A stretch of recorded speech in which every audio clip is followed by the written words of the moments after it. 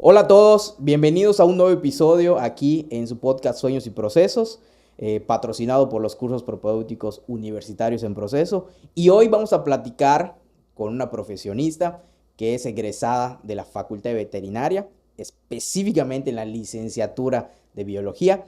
Y créanme, yo tengo muchísimas dudas sobre esta licenciatura, sobre esta facultad, y nos va a ir platicando sobre cómo tomó su decisión para estudiar esta carrera, cómo ingresó, cómo se la pasó en su vida universitaria, cuáles fueron las difíciles, cuáles fueron las fáciles y sobre todo vamos a platicar al momento de egresar, qué onda, de qué pueden trabajar, cómo está el tema del ingreso, que eso para mí es una grandísima duda, pero yo no quiero hablar mucho, así que le cedo las palabras a nuestra amiga Lorena Sosa Basto.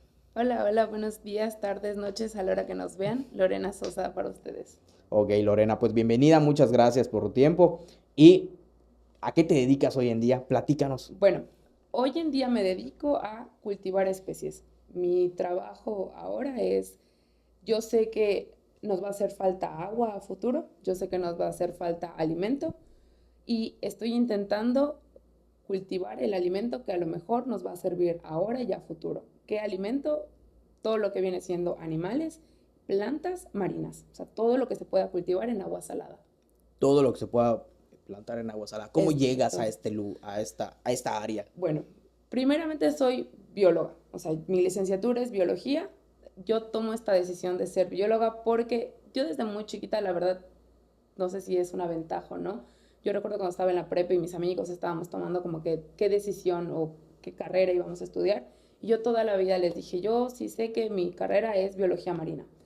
Obviamente a la hora de decidir entre si biología o biología marina para entrar a la universidad, sí me cuestioné un poquito que a lo mejor biología marina era específico. Entonces dije a lo mejor biología marina, que es más, biología, perdón, que es más general, pues puedo estudiar como entre plantas, animales, hay como más opción. Y si al final de cuentas nos sigue gustando la parte marina, pues nos guiaremos para ahí. Pues entro a la universidad, ya estando estudiando biología, sí, al final de cuentas yo me di cuenta que lo mío era biología marina, porque yo entro queriendo estudiar mamíferos marinos, que vienen siendo delfines, ballenas, focas, todo ese gran grupo, esa era mi ilusión. Entonces, pues entro y la verdad, la ventaja de la licenciatura en biología es que puedes tomar en materias optativas con las otras licenciaturas. O sea, yo como bióloga tomaba un montón de materias con los marinos, un montón de materias con veterinarios, carreras con los agroecólogos. Es una formación como muy completa. Entonces, te nutres de las otras carreras, de las otras licenciaturas que hay en el campus. Entonces, yo tomaba materias, por ejemplo, tomé la materia que se llama mamíferos marinos en la universidad con los biólogos marinos. Y sí dije de, ay, qué bonito, pero siempre no me encantan los mamíferos marinos. Luego tuve la oportunidad de tomar una materia con los marinos igual que eran peces y dije, wow, qué bonito. O sea, antes no me llamaban la atención los peces y resultó ser que era algo en lo que pues era buena. O sea, sí lograba identificar a los peces, saber quién era cuál y los peces me gustaron mucho. En, a partir de eso es como que en biología ya me doy cuenta de que chispas, sí lo mío es biología marina. Entonces nos vamos encarrilando ya más a biología marina. Termino la universidad, después de terminar la universidad decido hacer la maestría. En la maestría sí es maestra en ciencias en biología marina, la especialidad es en biología marina. Lo padre es que en la maestría llevas muchas materias que no te dan realmente en la licenciatura. Llevas materias sobre oceanografía biológica, oceanografía física, llevas materias más específicas de estadística también, materias de cómo se comportan los animales en su medio, que es ecología, o sea, como ya materias muy específicas de la parte de biología marina, que siento que está bien porque es como lo específico que necesitas tener en una maestría subsecuente a una licenciatura. Ya entrando a la maestría, pues te vas topando con más vertientes de la biología marina, o sea, no solo de la biología, ya de la biología marina. El arbolito ya se dispersa Exactamente, más. se dispersa más. Uno creería que se van cerrando los campos al estar, por ejemplo, en biología marina, pero al contrario, el arbolito crece y se vuelve más diverso y más extenso. Entonces, ya entrando a la maestría, digo, wow, o sea, me gustan los peces, Entonces, y aparte empiezas a tomar también materias obligatorias y optativas, y es cuando yo me topo con la materia de acuacultura. La acuacultura a grandes rasgos es la encargada de cultivar organismos marinos, o sea, peces, plantas, nos encargamos de cultivarlo. Hay varias formas de cultivarlo, ya sea en el mar, que es la maricultura, puede ser acuaponia, que son plantas en camas de agua, o lo que yo estoy haciendo actualmente, cultivo erizos de mar, pepinos de mar, en tanques. O sea, literal, imagínate unas grandes peceras, yo las cultivo en tierra. ¿Cuál es la ventaja de hacer este cultivo? Que no tenemos que ir al mar pues a veces arriesgar un poco pues la salud a los pescadores, pues entre el ambiente, entre las condiciones pues del clima. Sí, porque no es un ambiente controlado. Exactamente. Entonces nosotros traemos a los animales y trabajamos en tierra con estos animales con las condiciones controladas. Okay. ¿Y cómo logran hacer que todo sea similar, por ejemplo, al mar, ¿no? Por ejemplo, pues, el mar me imagino que tiene ciertas propiedades Es que correcto. tienen que, no sé. Similar. Bueno, nosotros trabajamos en unas, imagínate unas bodegonas, o sea, realmente les decimos iglús, son como unas bodegas. Nosotros ahí tenemos aires acondicionados para mantener la temperatura homogénea. Tenemos obviamente como varios procesos para mantener la calidad del agua, porque el agua, toda el agua que utilizamos en la estación es de mar, o sea, viene del mar, obviamente la trae una bomba, la ponen en una cisterna, de la cisterna pasa por unos filtros, o sea, todo para que el agua esté limpia, o sea, realmente no traer microorganismos pues de medio natural.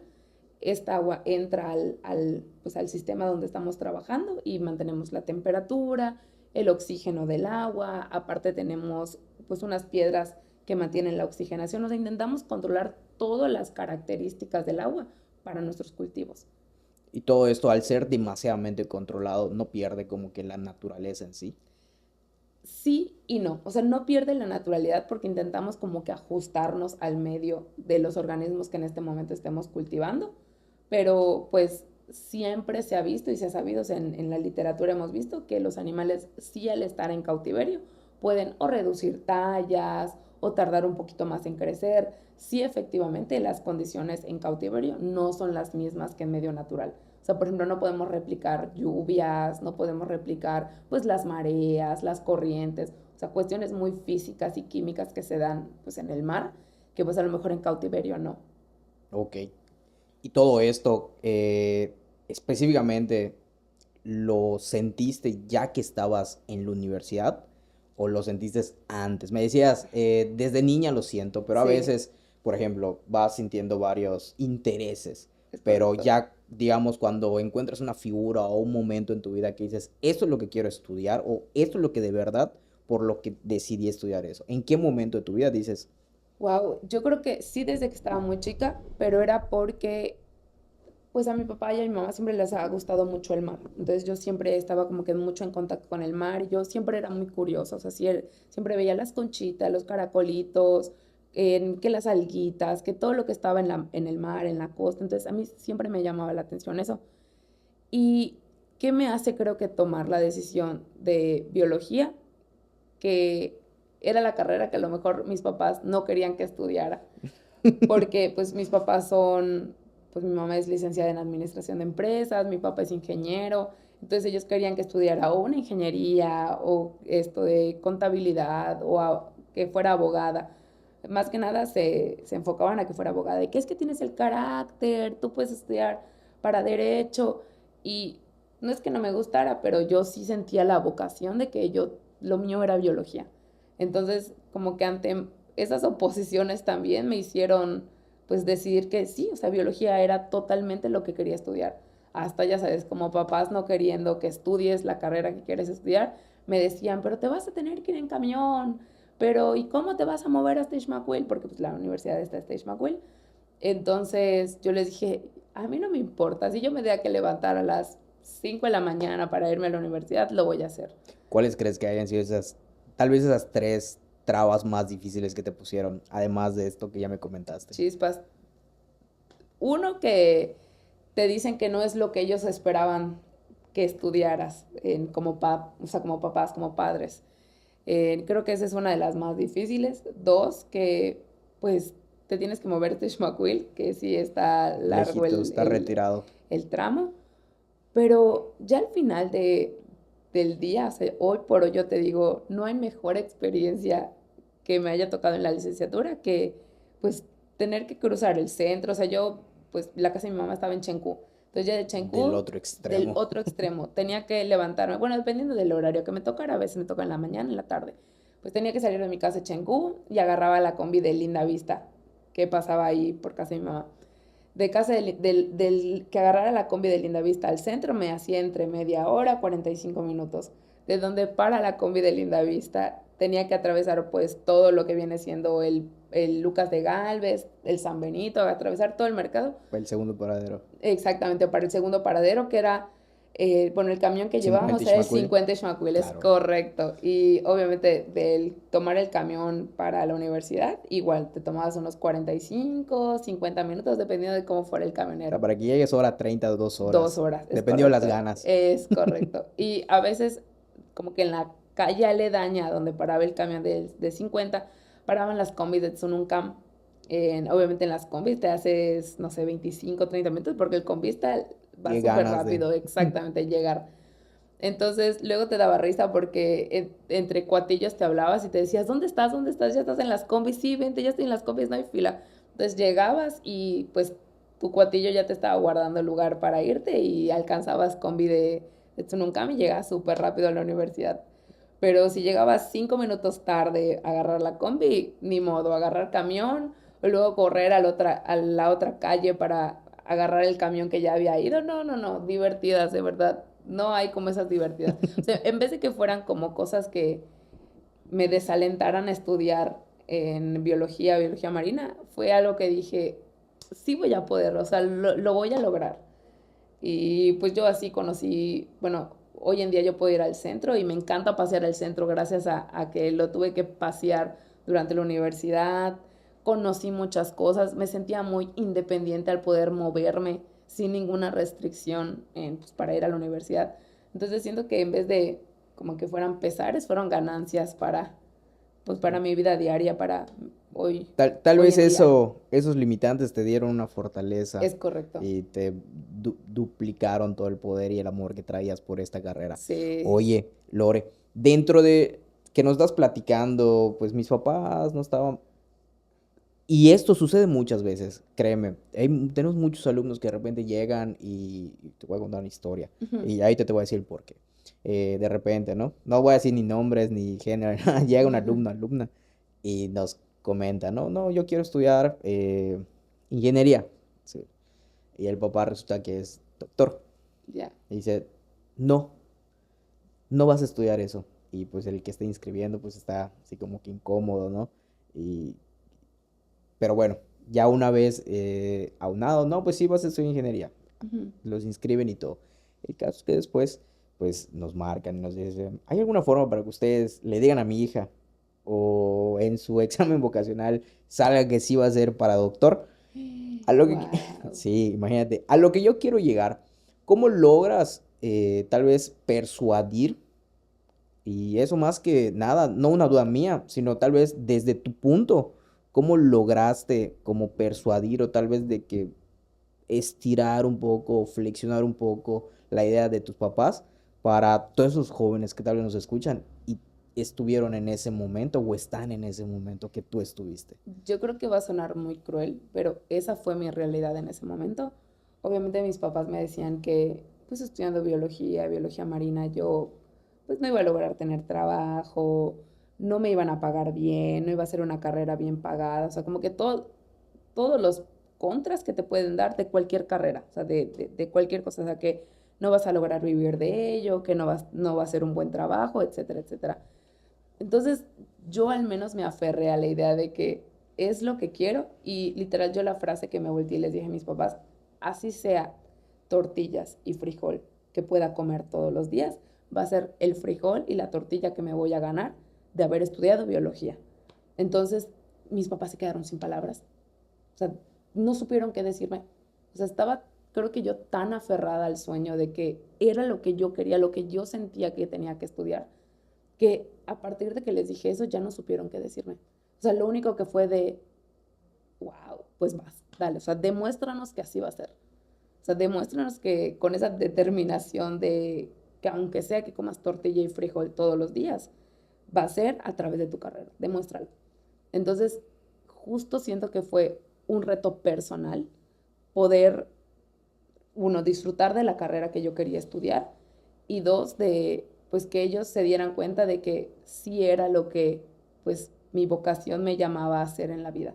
O sea, a pesar de que ellos no querían que yo estudiara eso, pues sí yo sentía ese llamado. O sea, para mí biología marina siempre fue lo que yo sentía. A lo mejor no fue lo mejor, o sea, como que haber dado esa respuesta a mis papás, a lo mejor pudo haber sonado como a reto y pues a lo mejor mis papás hubieran dicho, pues no va a ser así, vas a terminar estudiando otra cosa. Yo siento que es pues, hablarle con la verdad a los papás, de decirles, saben que yo sí siento que pues lo voy a intentar, o sea, déjenme intentarlo. A lo mejor y chance sí es pues en lo que me desarrollo bien, me desenvuelvo bien. A veces escuchaba en algún tiempo una maestra que decía que, pues no sé, había un niño que no le iba bien, por ejemplo, en español, pero en matemáticas era muy bueno. Entonces los papás estaban como empecismados de que el niño saliera bien en español y no le metían ganas a matemáticas. Entonces, a veces no es que nos concentremos en que alguien no salga bien en español, pero sí enfocarnos en lo En que lo que eres sí bueno, está bien. Y exactamente, desarrollar se desarrollar multiplique. lo que eres bueno. Por ejemplo, yo no podría estudiar, no sé, derecho a lo mejor, o sea, sí me gustan las leyes y todo muy bonito, pero a lo mejor yo no tengo el carácter para ser abogada. ¿Por qué? Porque, bueno, no sé si me va a tocar defender a alguien o estar en un juzgado o algo así, pero al menos por mi carácter, si me pidiera a alguien que es culpable defenderlo, yo entraría a la corte y diría, arréstenlo, es culpable. O sea, llévenselo. O sea, yo no tendría como que el carácter de poder hacer eso. O sea, yo sé que así es el derecho y así es la abogacía, pero yo no podría. Entonces yo siento que al menos todo lo que conforma a Lorena sí estaba hecha y está hecha para estudiar biología. O sea, siento que tengo esas como que cualidades, esas características, o sea, de un biólogo. Todos tus valores, todas tus aptitudes y Exactamente. actitudes se Se conformaban para que completan. vayas Exactamente. Y exactamente. yo hablando con gente que a lo mejor no es bióloga, tengo ahorita en el doctorado, me toca tener personas que hacen sus prácticas, sus residencias, tengo a mi cargo alumnos también que están estudiando la maestría. Entonces, tengo, por ejemplo, alumnas de residencia que están estudiando ingeniería en alimentos. Nada que ver con biología o con biología marina, pero están haciendo sus prácticas con nosotros en la estación marina porque o quisieron estudiar biología o quieren ver cómo desde su área en que están estudiando pueden aplicarlo a la parte de biología marina. Y eso es algo que al menos a mí me gusta mucho de la biología marina, es algo muy complementario. Esta chica que está estudiando ingeniería en alimentos, obviamente su especialidad no es biología marina, pero ahora está trabajando con una planta que estamos trabajando en uno de los experimentos para hacer unas barras nutritivas a base, o sea, con base de esa planta que estamos desarrollando en el experimento. Entonces dices, wow, hemos tenido otra ingeniera en alimentos que terminó ayudándonos a diseñar dietas para los pepinos de mar. Y hasta ahorita, pues ha sido de las que mejor nos han funcionado. Entonces, todas las áreas, al menos, pues, alimentos, ingenierías, veterinarias, hay un montón de formas de cómo complementar y cómo contribuir, al menos, a biología marina y a, pues, entre todas las carreras, me imagino.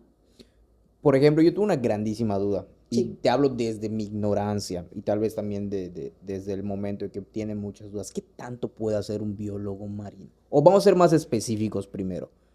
¿Qué puede hacer? ¿Qué es tu licenciatura? Y vamos luego avanzando en escalando. tus especialidades. ¿Qué es lo que puede hacer un biólogo? ¿A qué se puede dedicar un biólogo? ¿A qué se puede ¿O dedicar de un qué puede biólogo? trabajar? Bueno, realmente la biología es muy amplia, o sea, ves desde hongos, plantas, animales, bacterias, o sea, es tan diverso que así como es el área de investigación diversa, así es en lo que puedes trabajar.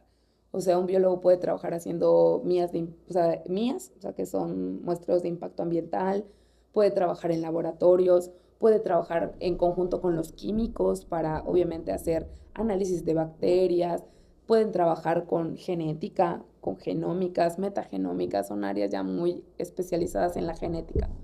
Entonces, pueden trabajar también con animales, vertebrados, muestreos para animales, con aves. O sea, biología es diverso. ¿Qué hay para hacer? Un montón de trabajo. O sea, puedes trabajar también en áreas naturales protegidas, puedes trabajar para el sector privado, para el sector público. Hay de todo. O sea, por ejemplo, tengo un amigo que trabaja con mosquitos. Entonces está intentando hacer como desde la parte genética erradicar que puedan contagiarse de alguna enfermedad como el dengue, el zika o el chikungunya.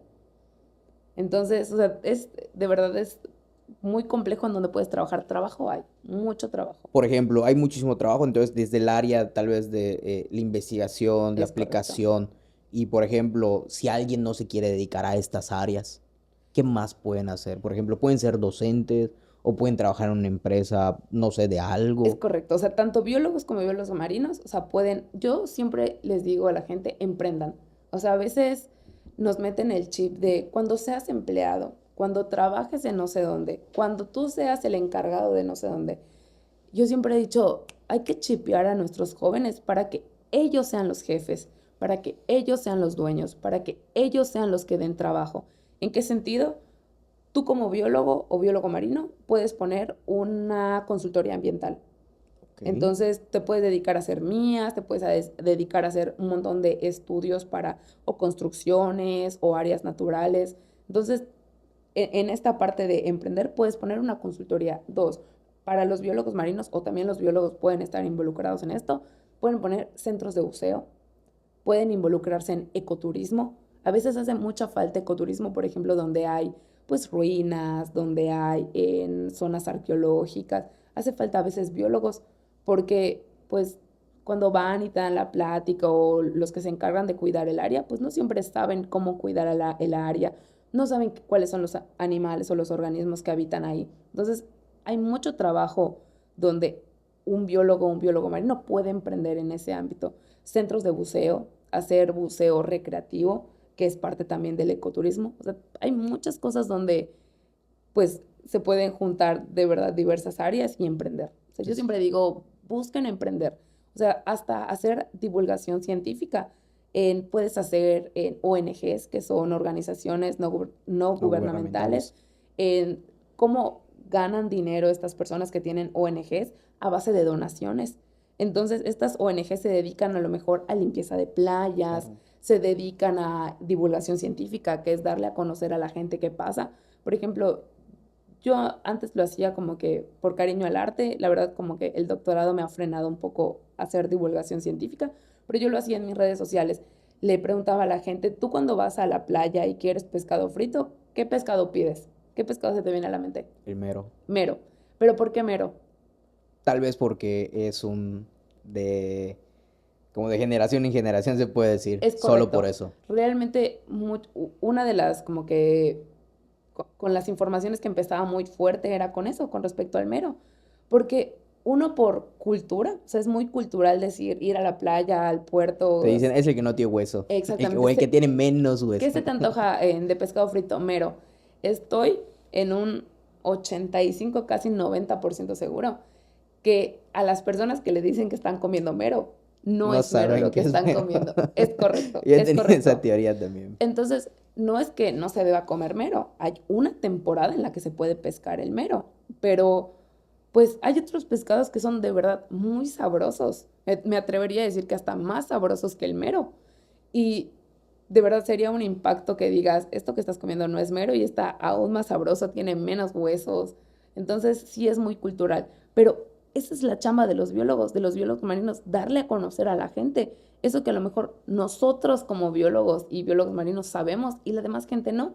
Que, por ejemplo, las vedas, cómo hay que respetar las vedas, por qué hay que respetar las vedas. Regresando al mero, que comer mero es muy cultural.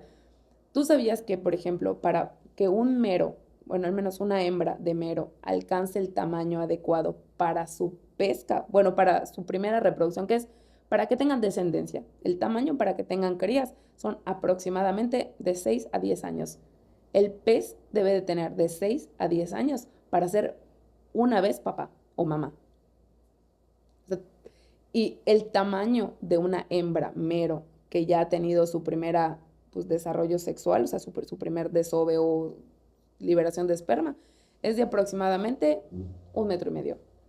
O sea, es un animal gigante. Y los animales que nos dan a comer son de ese Son así tamaño. de este tamañito. Todos Hasta los te dicen, animales, ven a ver cuál quieres. todos los animales que comemos en pescado frito son juveniles, o sea, son bebés. Nunca, todos los pescaditos meros que comemos no han logrado ser papás. Son bebés. Entonces nos estamos dedicando a comernos a los bebés y no damos la oportunidad de que se reproduzcan y puedan tener descendencia que nos podamos alimentar de ella.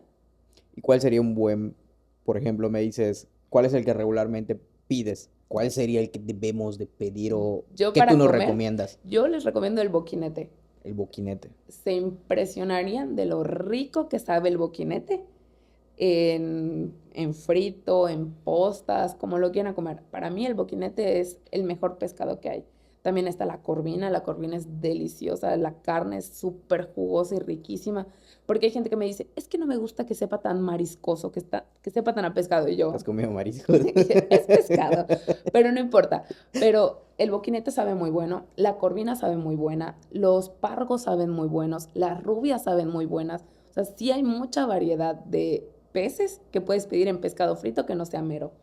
Y Ah, perdón, la cosa es que a veces uno no sabiendo que es mero, pide mero y le cobran como si fuera mero. y no es Y mero. no es mero, exactamente. Yo tengo una anécdota muy chistosa una vez que nos fuimos a una salida de campo a Cozumel.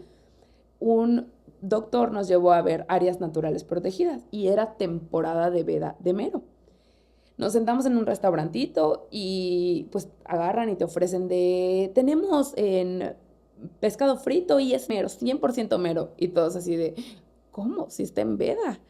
Y este profe, este doc, agarra y dice, yo sí quiero, ¿me puedes traer una ración de pescado frito? Perfecto.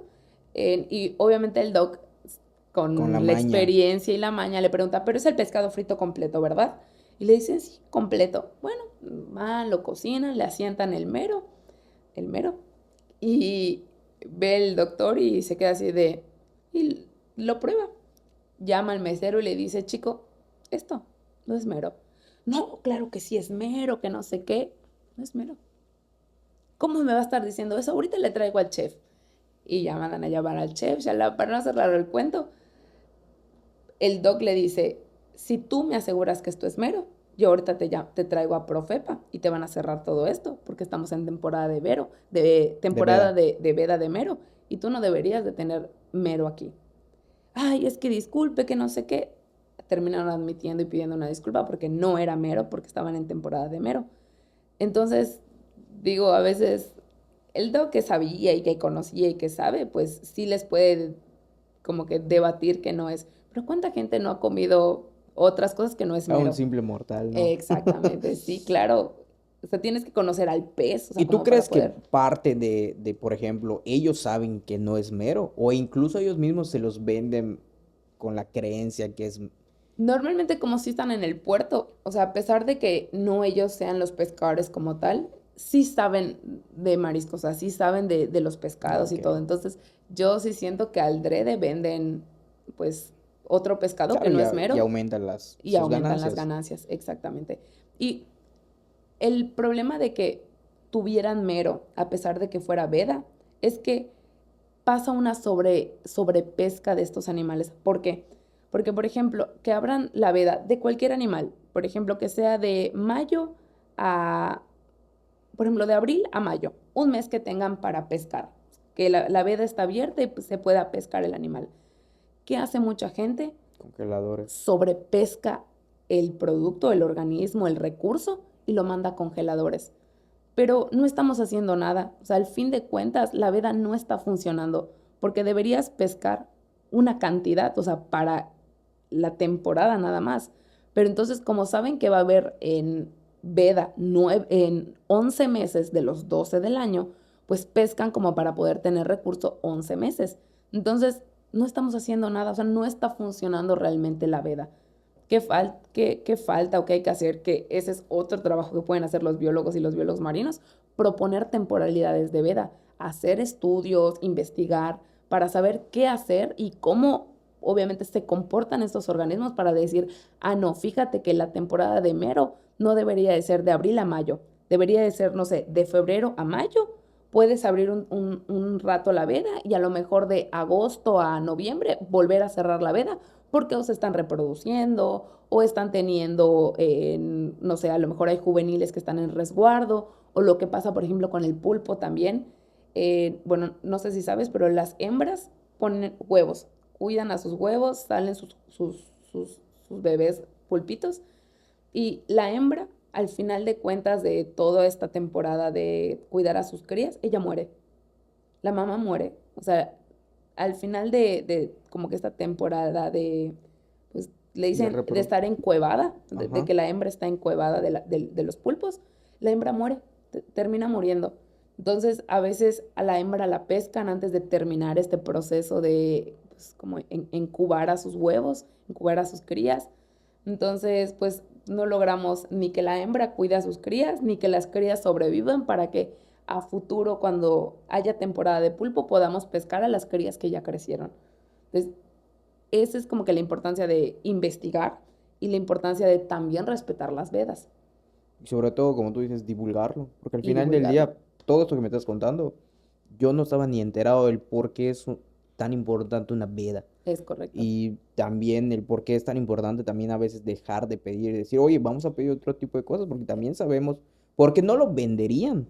Es correcto. Si no lo pedimos y si no lo pagamos a precios tan exorbitantes, tan caros fuera de temporada. Sí. Yo creo que también ahí, creo que es algo que nosotros como personas debemos de tomar la conciencia y decir, si hay en esa época, pues sí pedirlos, si te ganas, pero también hay otros, vamos a probar otros. Sí, como tú me dices, el boquinete, la rubia. Y por ejemplo, yo le digo a la gente, o sea, cuando hay veda, respeten la veda, o sea, es por nuestro propio bien, es para que a futuro podamos seguir consumiendo ese recurso.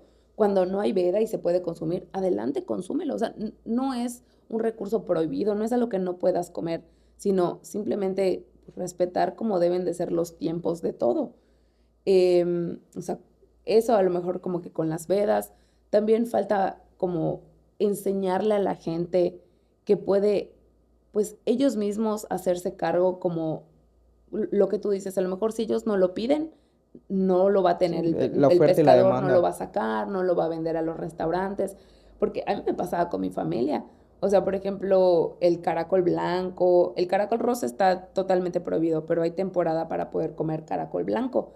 Y mi familia decía, ay, no vayan a decir que hay caracol blanco porque la bióloga se va a molestar. Y yo no. O sea, a mí de por sí no me encanta el caracol blanco. Ni a mí. Entonces yo digo, pues yo no lo voy a comer. O sea, ahí ustedes. O sea, yo no voy a llegar también como a crucificarlos por comerlo.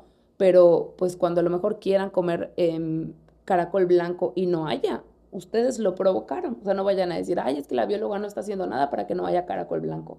Entonces, en nosotros está, bueno, como biólogos, enseñarle a la gente lo que es correcto y lo que no, o sea, lo que debieran hacer, porque pues al fin de cuentas el recurso, el mar es pues, de nosotros.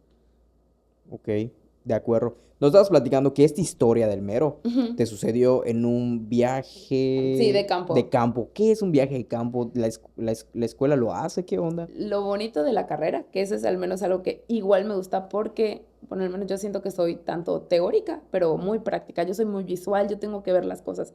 Me gusta que la carrera es muy práctica también, te llevan de campo, dependiendo de las materias que lleves, dependiendo de como que cuál sea el área, te llevan de campo, porque, o sea, otra de las cosas como que padres de la biología es que el mar, o sea, en el mar, o sea, ¿por qué estudiar, por qué investigar a los organismos y todo? O sea, realmente solo se ha descubierto aproximadamente entre el 5 y el 10% de lo que hay en el mar. Imagínate ese 90, ese 95% que no sabemos que existe. Entonces, a los doctores, a los profes en la universidad, les gusta que tú vayas a descubrir, tú vayas a investigar, te dé esa curiosidad de saber qué más hay. Entonces, dependiendo de las materias que llevaras, te llevaban pues de campo. Por ejemplo, este profe del mero, de la historia del mero, llevábamos una materia que se llama, bueno, no sé si sigue existiendo como tal esa materia, pero en mi época se llamaba Áreas Naturales Marinas Protegidas. ¿Por qué? Porque en tierra hay áreas naturales protegidas, claro, pero en el mar, hasta el momento en el que yo estudiaba, todavía no estaban constituidas áreas dentro del mar que tuvieran una protección. Uno, porque necesitarían patrullaje continuo, entonces a veces no hay como pues no sé, como el equipamiento para hacer este La monitoreo. inversión necesaria. La inversión, exactamente. Dos, a veces los que tienen que hacer como que este monitoreo, este patrullaje, este cuidado, pues a veces son los mismos pobladores de la zona y a veces Sí, entre ellos. exactamente, como que echar la mano y oye, te toca hoy cuidar a ti, tú sal a dar la vuelta, haz el monitoreo. Y otro de los factores que a veces afectan un poco a las áreas naturales marinas protegidas o establecer un área natural marina protegida es la zona. O sea, cómo está la parte del mar como para poder hacer esa zonificación o delimitar esa área. Tal vez no es tan Entonces, accesible. exactamente, a veces no es tan accesible. Entonces, como que esa materia nos llevaron a Cozumel, porque en Cozumel estaba una de las primeras áreas naturales protegidas. Entonces íbamos a conocer cómo funcionaban las leyes, cómo funcionan dentro de un área natural protegida o marina protegida. Hay diferentes zonas y puede, dependiendo del tipo de área natural, hay algunas áreas en donde no permiten pesca, hay áreas donde se permite la pesca, si es la zona núcleo, si es la zona aledaña. O sea, es como tan compleja una zona. Y obviamente dependiendo de qué tipo de zona te permiten pescar, hay donde no te permiten pescar, hay donde hay ecoturismo, hay donde te dejan entrar a snorkelear, etcétera, etcétera. Entonces con este profe nos fuimos a Cozumel, bellísima experiencia. Pues yo siempre he dicho que en campo aprendes mucho más, o sea, palpas en carne propia lo que te están enseñando a lo mejor en teórico, en escrito, en libros. También me tocó O sea, es el irme. libro, ya lo ves en la vida real y ya estás Exactamente. aplicándolo, Le ya lo puedes estás poner tocando. cara, le puedes poner así como que cuerpo, Peso, todo. sabor, olor. Exactamente. Yo me tocó con otro profe, me tocó irnos bueno, es Quintana Roo, pero es una islita perdida por el mundo, se llama Punta Herrero, bellísima comunidad. En esa época llevaba la materia que llamaba, bueno, se llama carcinología, que se estudia ahí todo lo que viene siendo crustáceos, toda la parte de crustáceos. Entonces, lo padre de que nos llevó este profe a Punta Herrero era que es una isla donde hacen manejo sustentable de langosta. Bellísimo. Todo el mar, bueno, el área donde están ellos, la tienen como si fueran parcelas. O sea, como si tuvieran sus tomates, como si tuvieran su maíz, su chayote, su calabaza. O sea, el mar está fraccionado. Lo bonito es que cada como poblador, porque no hay mucha gente en esa isla, tiene sus pedazos de parcela. Entonces, en ese pedazo de mar donde están, hay langostas. Ellos se metían con apnea, o sea, solo la respiración, y bajaban, sacaban las langostas y pues obviamente su método de venta eran las langostas. Ellos vendían las langostas. Entonces, ¿qué hacían? Pero era tan sustentable y tan bonito como trabajar en esa comunidad que ellos no pescaban hembras que estuvieran enhuevadas. Las langostas, si tú le llegas a voltear en la parte de la cola, tienen unas aletitas y en esas aletitas están los huevos.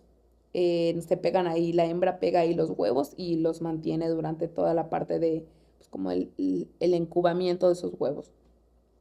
Los pescadores si veían que las hembras estaban O sea, respetaban el mismo. es correcto, respetaban los animales. Porque al final del día es su método de vida, su Exacto, método de ellos mismos economía, su decían, método. pues son mamás, van a tener más crías, estas crías me van a servir a mí para pescar a futuro. Entonces veían que tenían hueva las hembras y las regresaban. Eran tan conscientes del tamaño que tiene que tener la cola de la langosta que ellos llevaban una regla. O sea, entre que si llevaban su jamo, que son unas redes, entre que si llevaban su gancho, llevaban una regla. Y cada langosta que agarraban, o si las pescaban, las metían en una red y las subían a la lanchita, tenían una regla en donde medían a cada una de las langostas. Si una de las langostas no cumplía con el tamaño, las regresaban. Pero ya no era algo de que dudaran de que, uy, pero medio centímetro y ya pasa. No, la No, dejo. medio centímetro le falta, regresan. O sea, esa conciencia que decías, si toda la gente tuviera esa conciencia a la hora de comprar mariscos, a la hora de, pues, como que todo en general que lleva esa conciencia del recurso, dices, otra cosa sería, o sea, habría más peces, habría más langostas, habría más cangrejos, habría más organismos. Y este tipo digamos, control personal o control de cada pescador o de cada persona que tiene esto, ¿a qué crees que se deba? ¿A la desinformación? ¿A la sobreexplotación económica, o sea, que quieren, digamos, ganar más por ello, o que muchas veces, por ejemplo, entran personas que los obligan o que no saben y piden metas y dicen, ah, bueno, mientras más me traigas, más te pago, no sé, ¿a qué se deberá esta? Es muy complejo porque, por ejemplo, en este caso de Punto Herrero, que los pescadores se habían dado cuenta que la langosta era su recurso de vida. Ellos mismos decían, pues lo voy a cuidar porque si yo no lo cuido, Claro. nadie más va a venir a cuidarlo. Y ellos mismos hacían sus rondines para que ningún pescador que no perteneciera a la comunidad pudiera venir a robar o hacer piratería de esos animales. Entonces ellos ya estaban tan conscientes, yo digo que la palabra es conscientes, de lo que valía su recurso, que ellos mismos lo cuidaban. ¿Qué pasa a veces con los animales? Bueno, yo les digo recursos porque son pues valiosos. ¿Qué pasa a veces? Lo que yo siento que pasó, por ejemplo, con el pepino de mar, hace pues 2 décadas atrás, 3 décadas atrás, hace 20 años, 30 años atrás, hubo una sobreexplotación de pepino de mar. Nosotros, el pepino de mar en las costas yucatecas siempre hubo, siempre estuvo ahí el organismo, pero pues a nosotros no nos implicaba ninguna aplicación médica, ningún uso, nada. O sea, para nosotros era basura. De hecho, tú le preguntabas a los pescadores, ay, sí, ahí está, ya es basura, no sirve de nada. ¿Qué pasa? Llegan chinos, porque realmente son chinos, llegan a la costa, hacen un visoreo de lo que hay y dicen, aquí hay pepino de mar. Y ellos, o sea, los No les yucatecos importa. no les importa, no lo están explotando. Nosotros lo vamos a explotar.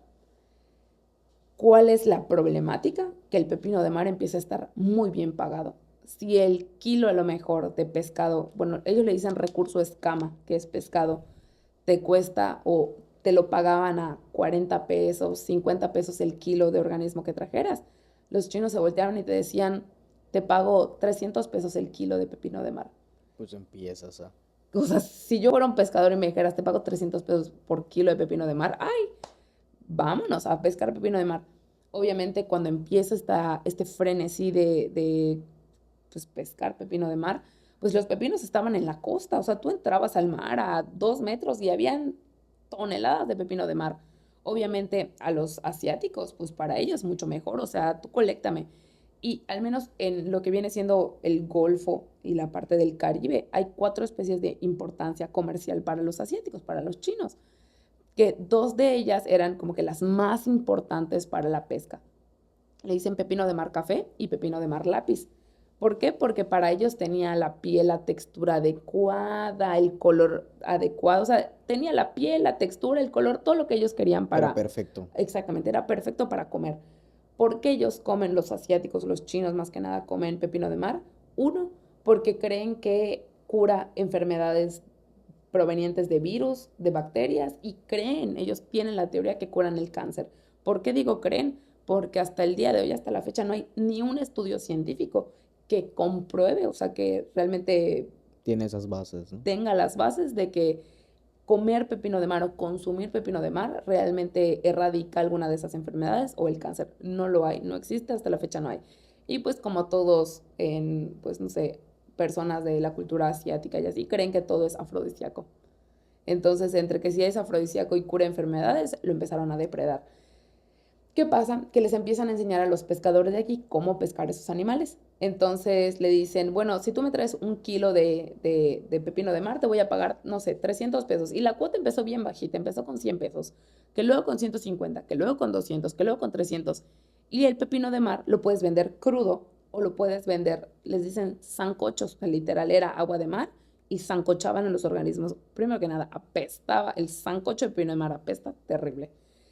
Mientras más sancochos tuvieran los animales, obviamente se secaban y quedaban chiquititos y el kilo en vez de Como que se valer, deshidratan. exactamente, se deshidratan, en vez de valer, no sé, 150, 200 pesos, ya valía 400 pesos, 500 pesos, dependiendo de qué organismos eran y cuántos sancochos tuvieran.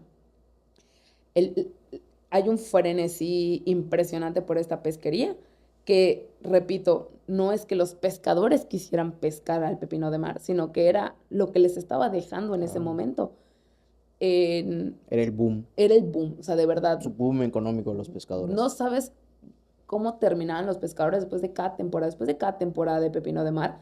Los pescadores terminaban comprándose casas, los terminabas viendo con camionetas Lobos, o sea, de verdad, una derrama económica impresionante había en el puerto. Pero así como había derrama económica como que positiva, de que se compraban casas, coches y así, también había mucha drogadicción, mucho alcoholismo. Llegaba un momento en el que obviamente ya se empezaron a dar cuenta que se estaba gastando el recurso, o sea, empezó a escasear mucho el pepino de mar. Entonces, ¿qué hacían? Ya obviamente la Semarnat, la Profepa, estas autoridades encargadas en regular los medios naturales dijeron, no, no, ¿saben qué? Se están pasando de lanza, están pescando demasiado, vamos a empezar a poner vedas. Empezaron primero con vedas temporales, vamos a dejar salir a pescar 2 semanas nada más. O sea, pero en esas 2 semanas traían toneladas y pasaba el tiempo y se fueron dando cuenta que dar 2 semanas de salir a pescar era demasiado porque o sea, saqueaban mucho el mar. Luego empezaron que una semana. Luego que ya no vedas por tiempo, sino por cuota de captura. ¿Cómo es por cuota de captura? Les decían, tú puedes salir en tu lancha, pero lo máximo que vas a poder traerme es 1 tonelada de pepino de mar. Así te tome una semana o un día colectar esa tonelada de pepino de mar, es tu problema. O sea, pero solo vas a poder traer 1 tonelada de pepino de mar. Que empezaba a haber mucha piratería, mucho robo, mucho asesinato. ¿Por qué? Porque a lo mejor tú salías con pues tus pescadores a colectar pepino de mar y juntabas tu tonelada, a lo mejor en un día de pesca ya tenías tu tonelada. A la hora de regresar al puerto de abrigo, yo iba a tu lancha y los mataba a toda la tripulación, me robaba tu pepino de mar y yo me regresaba a la costa. Entonces empezó a haber mucho problema de piratería. Y otra cosa, obviamente los pescadores, no, los chinos o estos asiáticos que se hicieran chinos, nunca les enseñaron a los pescadores cómo pescar. O sea, los pescadores como ellos buenamente pudieron y tuvieron para pescar, ¿qué hacían ellos? Adaptaban compresores, literal, compresores, les ponían los tubos en las mangueras de buceo con las boquillas, pero pues las compresoras son a base de gasolina. Entonces, todo el aire que salía de las compresoras era, pues, aire de gasolina. Veías cómo compraban algodón, toallas femeninas y se lo ponían en la parte pues, como que donde salía este aire para que funcionara este algodón y estas toallas femeninas como filtro. Y hasta le ponían aceite de coco para que lo que respirara no supiera tan a gasolina, sino tuviera un poquito de sabor a coco. Obviamente terminaba gente con enfermas, con intoxicaciones. ¿Y cuál es otra de las problemáticas que hubo con esto? Que se metían al fondo y obviamente pues no era un buceo, ellos tenían como que libre demanda del oxígeno, libre consumo del oxígeno. Entonces tú cuando buceas tienes que hacer paradas de descompresión. O sea, tú te vas al fondo, pero tú no puedes bajar así como subiste. Exacto. No puedes subir así como bajaste. Entonces tienes que, por ejemplo, ya llegaste a los 5 metros, o bueno, los 5 metros es poquito, 10 metros, 15 metros. Y estando ahí, tienes que hacer paradas de a lo mejor a los 12 metros, 15 minutos. A los 10 metros, 20 minutos. A los 9 metros, 5 minutos. A los 5 metros, 2 minutos. A los 2 metros, 1 minuto y ya lograr subir a la superficie. Obviamente los pescadores no hacían eso. Puse esos tiempos por decir una temporalidad. Eso te iba a decir, uy, no, creo que aguanten tanto. Exactamente, o sea, pero los pescadores no hacían eso, o sea, no hacían esas paradas de descompresión y así como bajaban, querían subir. Entonces luego tenían problemas de presión, tenían que estar entrando a las cámaras hiperbáricas porque se descompresionaban. Entonces, ¿qué es descompresionar? Las partículas de oxígeno, obviamente cuando entras al mar o al agua a esas profundidades, pues el oxígeno se hace pequeñito. Cuando tú sales otra vez, el oxígeno se expande. Entonces el oxígeno en la sangre se expandía. Pero pues no es bueno tener oxígeno en la sangre, no es Claro. tamaño de oxígeno en la sangre por representarlo de una forma. Entonces tenían que entrar a cámaras hiperbáricas. O sea, lo que ganaban terminaban pagándolo en cámaras hiperbáricas, que estas cámaras sirven obviamente para regular la presión del cuerpo, pero terminaban costándole 1 millón, 2 millones, 3 millones en cámaras hiperbáricas. Y mucha gente terminó muriendo de descompresión también. Entonces, ¿cómo a veces la desinformación y que alguien quiera venir a explotar el recurso hace como este frenesí? Claro, se generó mucho dinero por mucho tiempo, pero ¿a cuesta de qué? ¿Y a cuesta de qué? De humanos, de personas, de pescadores, y a costa de qué del recurso. Hoy en día, parte de lo que estoy haciendo en el doctorado es, uno, lograr reproducir pepino de mar, tener crías, y estas crías que tengan un tamaño considerable y yo poder regresarlas al mar para que vuelvan a repoblar, o sea, para que vuelvan a ver en ambiente natural. ¿Cómo lo hacemos? Pedimos permisos, obviamente, para ir a colectar los pocos reproductores o los pocos adultos que quedan en el mar. Los colectamos, los llevamos a la estación marina que está en Telchac. Y ahí, ahorita que es la temporada de desove o de reproducción, solitos han tenido liberación de esperma y liberación de ovocitos. Pero si no, a veces tenemos que hacer inducción, o sea, intentamos que estos animales logren tener huevos, ovocitos y esperma.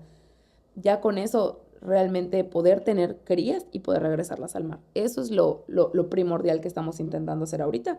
Y lo segundo es intentar tener alimento. Lo que te comentaba, yo sé que las problemáticas de aquí y a futuro en el planeta es la falta de agua y la necesidad de alimento.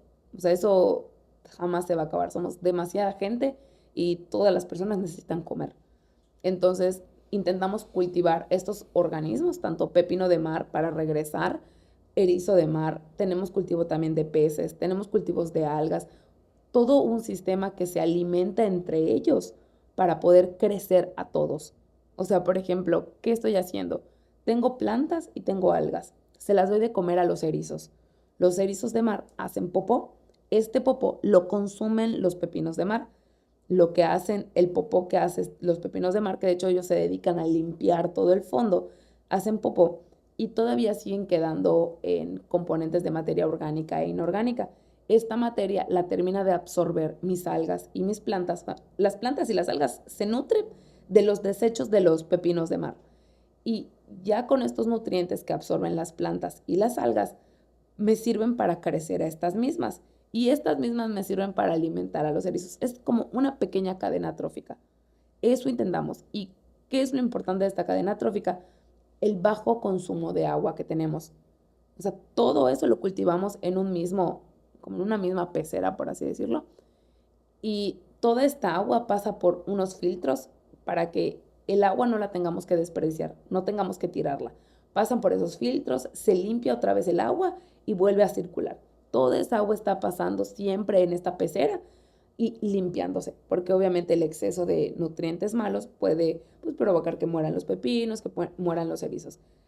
En general esto es como que lo que estamos intentando hacer ahora, cultivar a los animales para poder ayudar al medio a pues volver a tener pepinos de mar y crear alimento para pues a futuro que no nos falte pues este recurso. Lo bonito es que enseñamos a los pescadores a hacerlo. Les enseñamos cómo obtener pepino de mar, cómo hay que cuidarlo, cómo hay que cuidar a los organismos, porque les decimos que hacerlo es como si ellos tuvieran a sus gallinas en el patio, solo que en vez de gallinas van a tener pepinos de mar. Cuando ellos lo puedan cultivar, no van a tener que ir al mar a exponerse a las condiciones de bucear, de tener que usar compresora, de todas lo que te acabo de comentar que fue una problemática, sino que ellos ya tengan este recurso, sepan cómo cuidarlo, sepan cómo crecerlo y ellos mismos puedan venderlo, como se vende la tilapia, cómo se venden los pollos, cómo se venden los pavos, como cualquier animal que cultivas en tu patio. Eso es como que uno de los potenciales de lo que estamos haciendo también. No solo nosotros hacerlo, sino pasarle este conocimiento a gente como a los pescadores, a gente que pues vive de ello realmente. Ok. Y todo esto es fondeado por empresas privadas, por el gobierno, por tú misma, por... Realmente sí hay el proyecto para repoblar Pepino de Mar, está apoyado ahorita por particular, es recurso particular.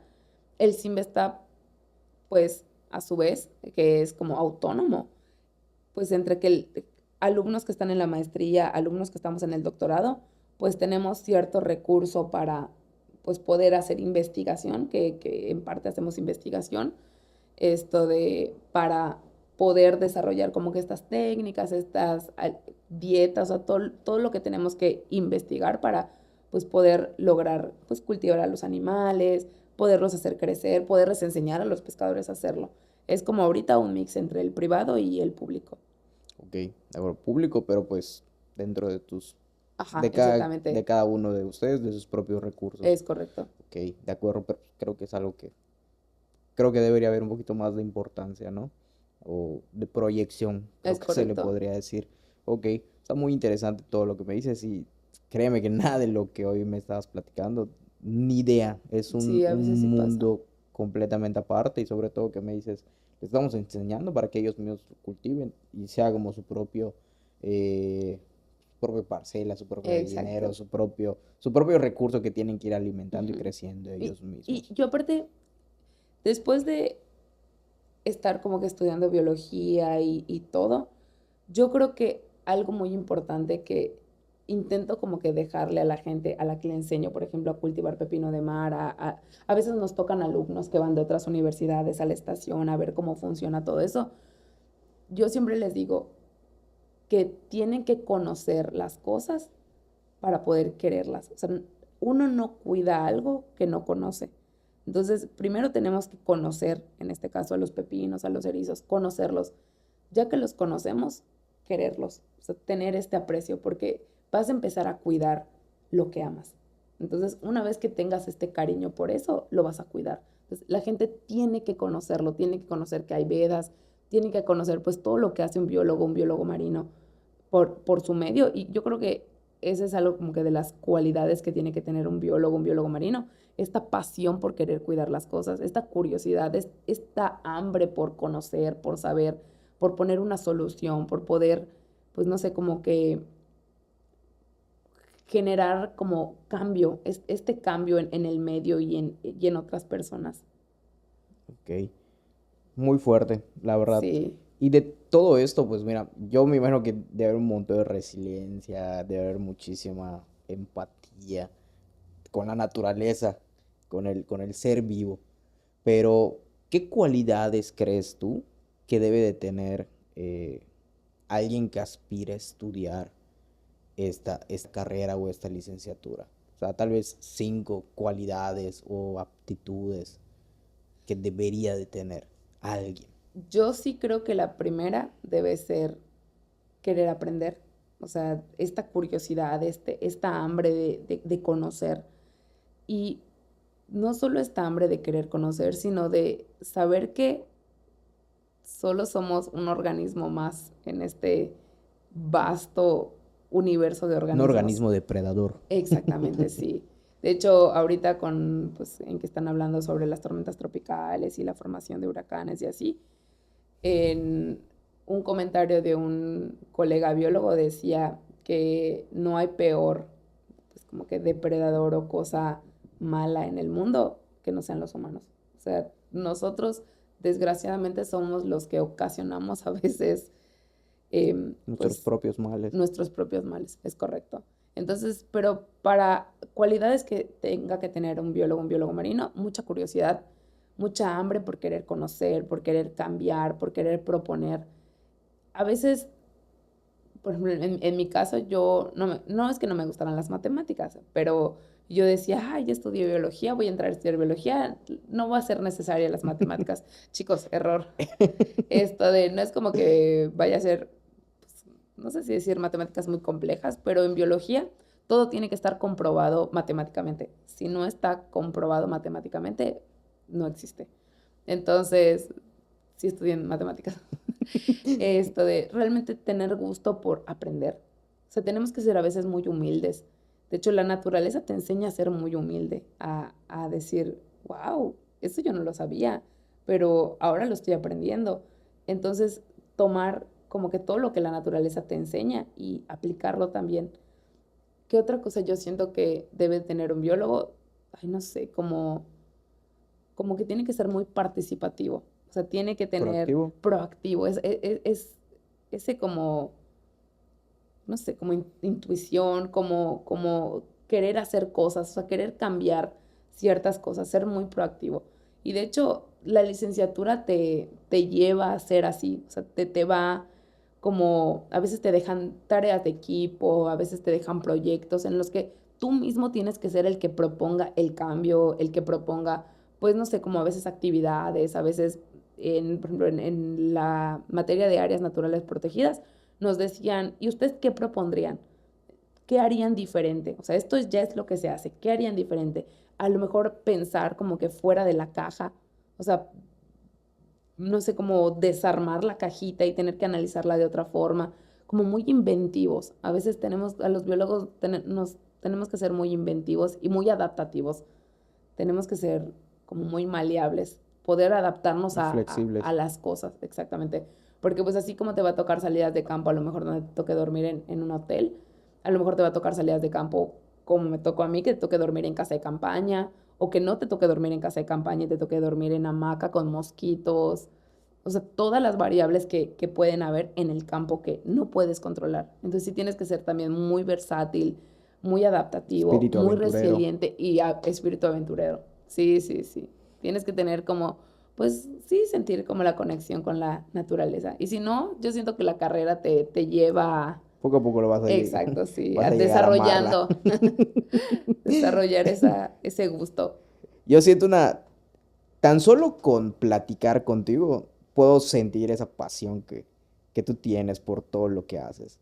Y creo que sería un poco resonante, pero ¿tú recomendarías estudiar esta carrera? Sé que me vas a decir que sí, porque lo escucho en tus palabras, lo veo en tu mirada, en el momento que me dices todo lo que me estás hablando sobre la biología, que hasta yo mismo digo, hubiera estudiado eso.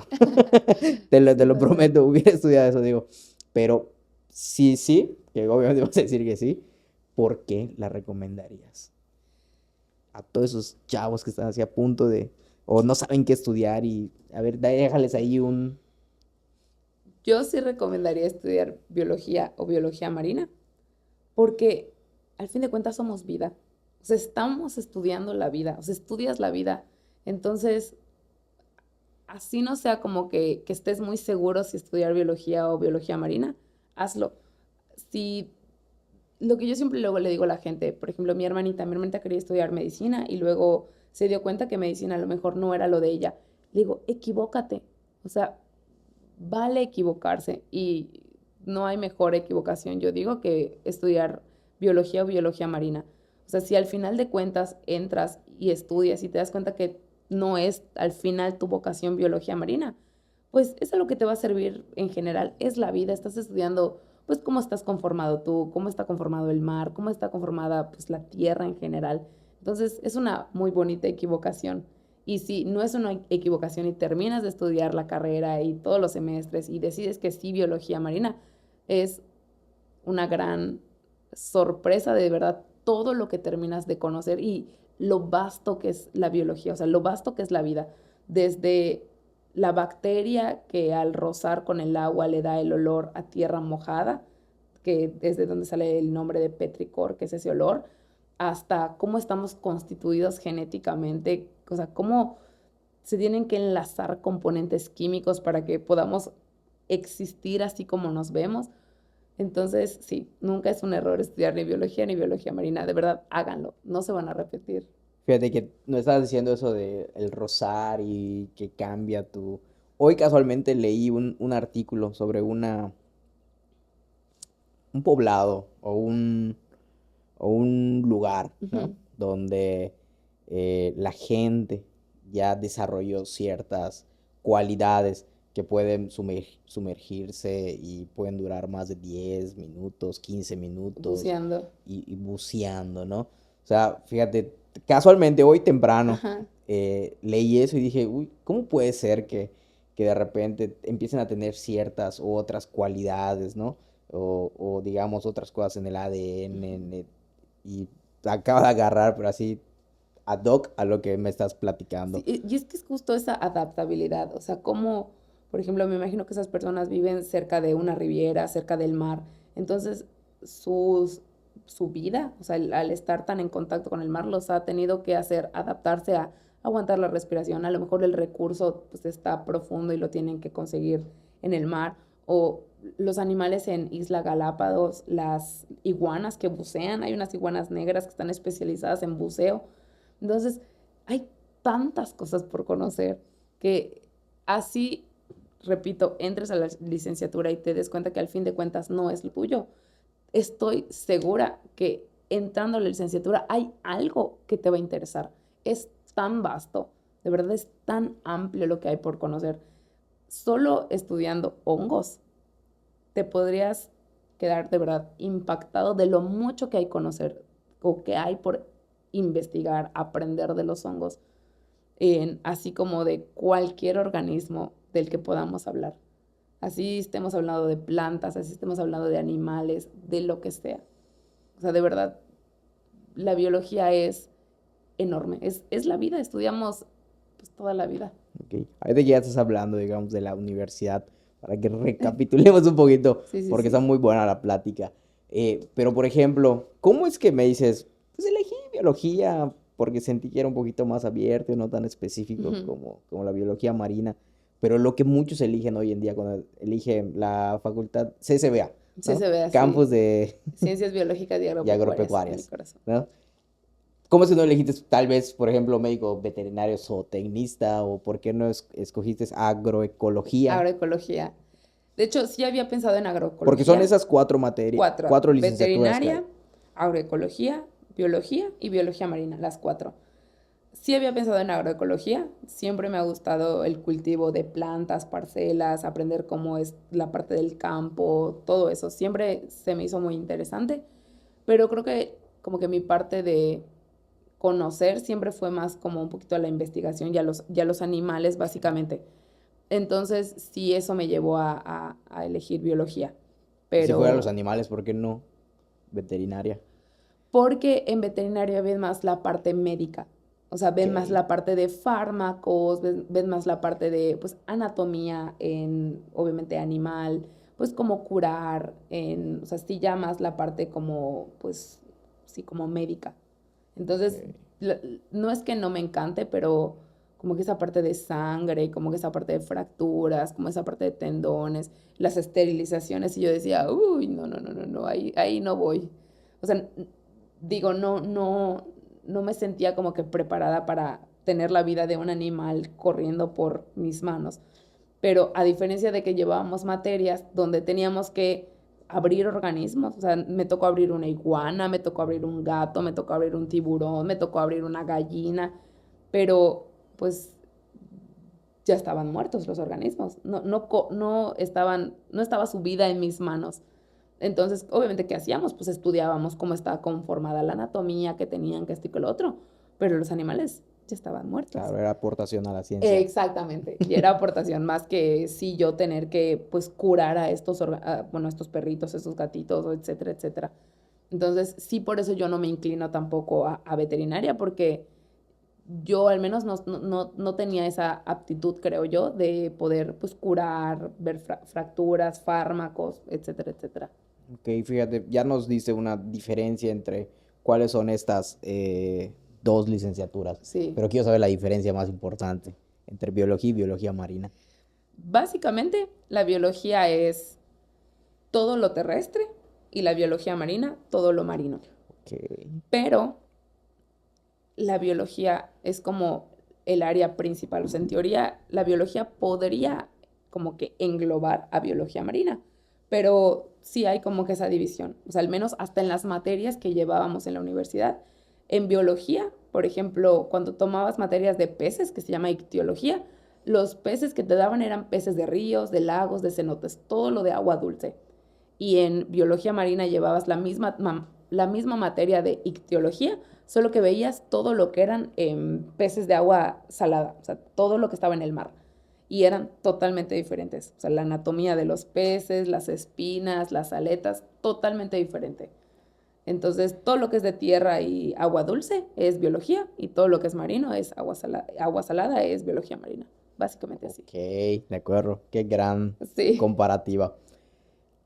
Quiero preguntarte algo. dime. ¿Qué es en sí lo que más te apasiona de toda tu profesión? Wow. ¿Qué es lo que más me apasiona de toda mi profesión?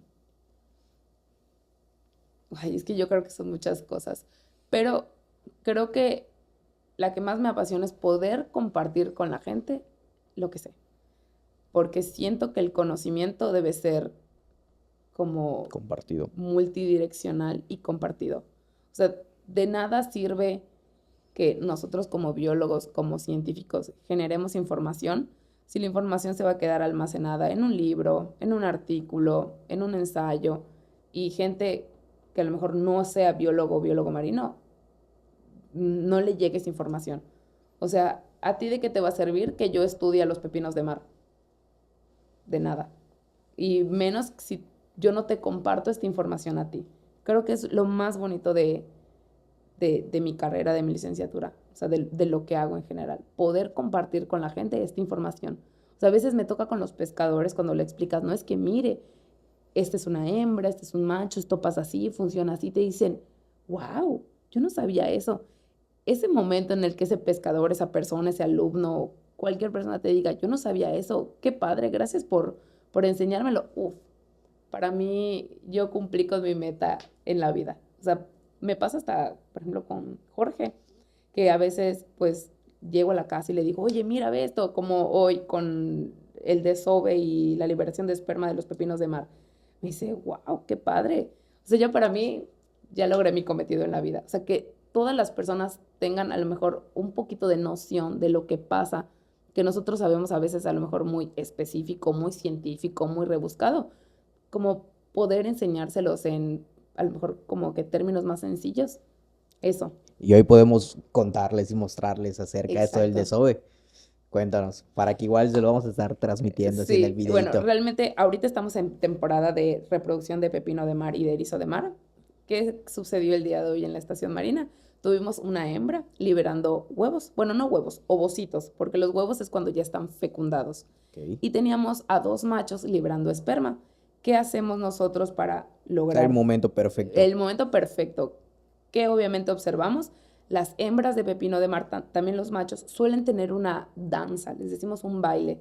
¿Qué hacen ellos? Son como, los pepinos de mar, pues parecen como unos gusanos, realmente se quedan como erguidos, como paraditos y empiezan a dar vueltas en su eje.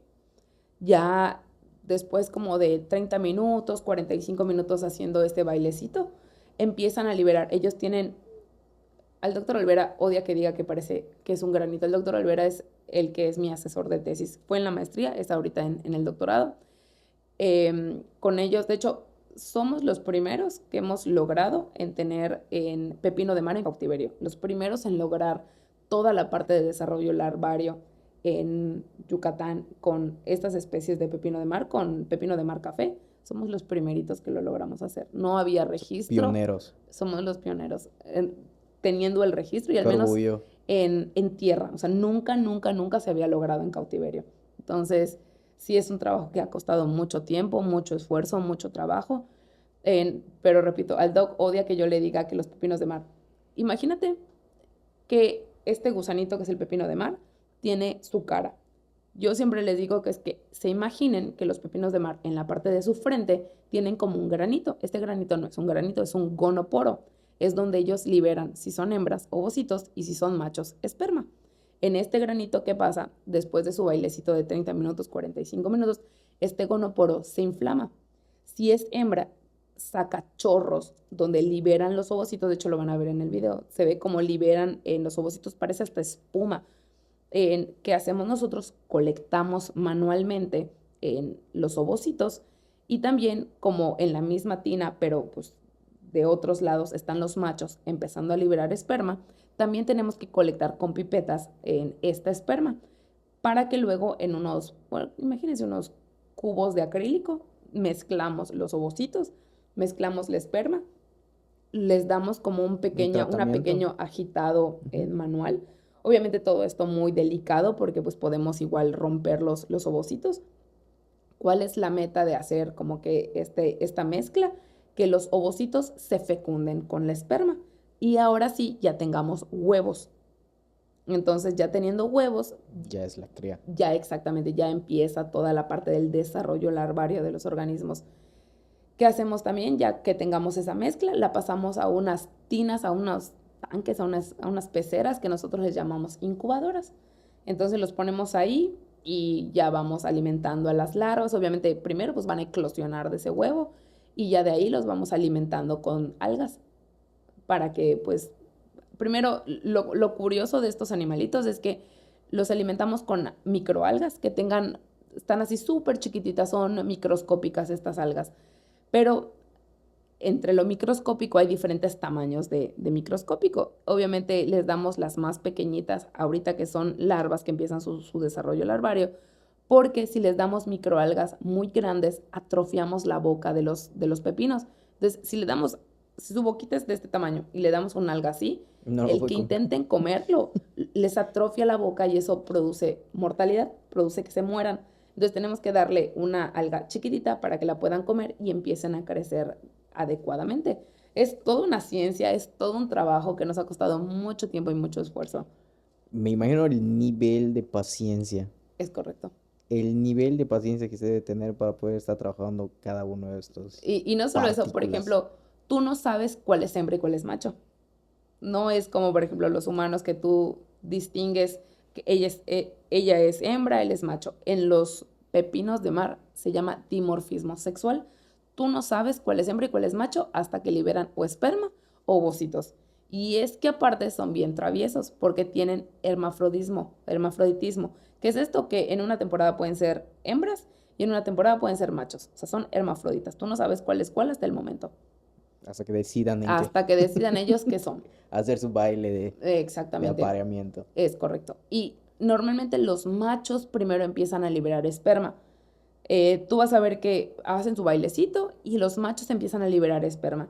Como a los 25 minutos, 30 minutos de que los machos ya están liberando esperma, obviamente el esperma tiene pues componentes y sustancias químicas que activan a que la hembra empiece a hacer su bailecito y la como estimule a liberar también los ovocitos.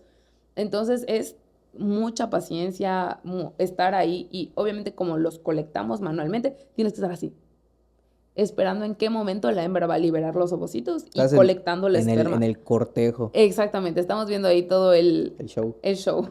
Sí.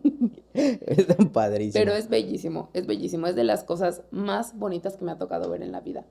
O sea, uno obviamente como humano pues tiene pues 1, 2, 3, dependiendo de cómo sea el parto de la hembra, o sea, de la mujer. Pero los animales ponen miles de millones de huevos. O sea, ¿cómo es la vida que tienen que asegurar su descendencia? O sea, saben que las condiciones no son las mejores para ellos y tienen que liberar tantos huevos y tanta cantidad de esperma, bueno, tantos ovocitos y tanta cantidad de esperma para intentar dejar descendencia en el mundo. Eso se me hace Y muy, por muy ejemplo, esos impresionante. millones, ¿cuántos viven? En cautiverio hemos logrado una supervivencia como del 70, del 80% de una especie, que es el pepino de mar lápiz, el que estamos trabajando ahorita. Desgraciadamente de la otra especie que trabajamos, café. que es el pepino de mar café, exactamente, no hemos tenido tanta supervivencia como nos gustaría. ¿Por qué? Porque entre toda la investigación que hemos estado haciendo, cuando logramos tener huevos, o sea, se forman los huevos y empiezan las fases. Y es que aparte, entre especies tú dirás, ay, pues los pepinos de mar todos son igualitos. No, el pepino de mar lápiz, que es con el que estamos trabajando, tiene un ciclo, un desarrollo directo. O sea, ponen el huevo, se fecunda el ovocito, se fecunda y es un huevo. Ese huevo cuando brote ya es un mini pepinito de mar. Listo. O sea, del huevito ya nace un mini pepinito de mar. Del Como del pepino huevo de que mar salió el lápiz. pollito. Exactamente, se abre y ya es un pollito. A diferencia del pepino de mar café, que tiene fases larvarias como una mariposa. O sea, primero es una larva, luego cambia a otro estadio larvario, cambia a otro estadio larvario, y ya después de esos 3 estadios larvarios se vuelve un mini pepinito de mar. Es un proceso más largo. Es un proceso mucho más largo y difícil, que hemos visto que en la segunda fase larvaria, que se llama doliolaria, hay un parásito. No sabemos qué es hasta el momento. Es un organismo que está parasitando el estómago de las larvas. ¿Y qué pasa al día 10, 12 del cultivo? O sea, de que están creciendo las larvitas. Tenemos muerte masiva de todos los organismos. El año pasado solo logramos, de todos los miles de millones de huevos que pusieron las hembras, solo logramos conseguir 2 juveniles. solo salvamos a 2 de miles de millones. O sea, imagínate, nuestra supervivencia fue bajísima. Fue seguramente del 0.0000001%. Muy baja. Solo obtuvimos 2 juveniles. Qué impotencia. Nos da mucho coraje. Pero de ese coraje, que te digo que tenemos que ser muy maleables, hay muchas formas de investigar. Claro, obviamente nos da impotencia de no tener juveniles, pero están haciendo muchos trabajos de saber qué es ese organismo que está parasitando, por qué los está parasitando en el estómago y no en otra parte. O sea, de esa como que pregunta, bueno, de esa respuesta que es tener parásitos, salen muchísimas preguntas. Y esas preguntas hay muchísimas formas de investigar, de atacar, de ver qué hacer. O sea, no quedarse sentado esperando de, ay, pues están muriendo, ni modo. No, no, no. ¿Qué le vamos a hacer para recuperar a las poblaciones, para que no se nos mueran? ¿Cómo combatir el parásito? ¿Cómo ver qué parásito es? Si es un parásito, si es un protozoario, si es un virus, si es, ¿qué es? O sea, si es una bacteria, ¿qué es? Entonces, esa como, pues no sé, como error, como problemática nos da... Una dualidad. Exactamente, y nos abre el camino a seguir investigando para como que lograr remediar eso y tener soluciones.